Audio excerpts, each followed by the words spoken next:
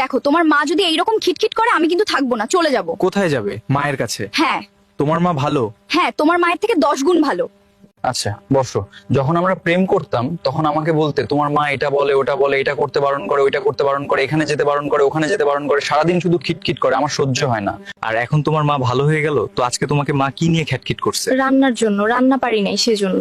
তো বিয়ের আগে তোমার মা যখন তোমাকে বলতো রান্না শিখে নে, না হলে শ্বশুর বাড়িতে গেলে এটা বলবে ওটা বলবে, তখন মায়ের কথা শোনোনি কেন? তখন তোমার মাও তো খোঁটা দিয়েছিল, রান্না বান্না কিছু করিস না, কিছু পারিস না, সারাদিন খাস আর ঘুমাস, তখন গায়ে লাগতো না?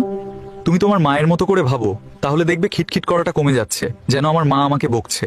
আর যদি ভাবো আমার শাশুড়ি মা আমাকে বকছে, তাহলে গায়ে লাগবে। আসলে মেয়েরা বা মায়েরা কেউই খারাপ হয় না, তাদেরকে তাদের মতো করে বুঝতে হয় আর তাদের মতো করে চলতে হয়, তাহলে দেখবে সব ঠিক হয়ে যাবে। আর তুমি তো ভালো বউ, তাই না? দুঃখিত।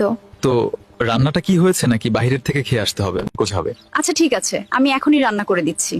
শাশুড়ি বৌমার ঝামেলা অনন্তকাল ধরে হয়ে আসছে, সম্পর্কটা কিন্তু মিষ্টি, শুধু পরিমাপটা ঠিক করে বোঝাতে হবে। আর এই পরিমাপটা করার দায়িত্ব ছেলেদেরই।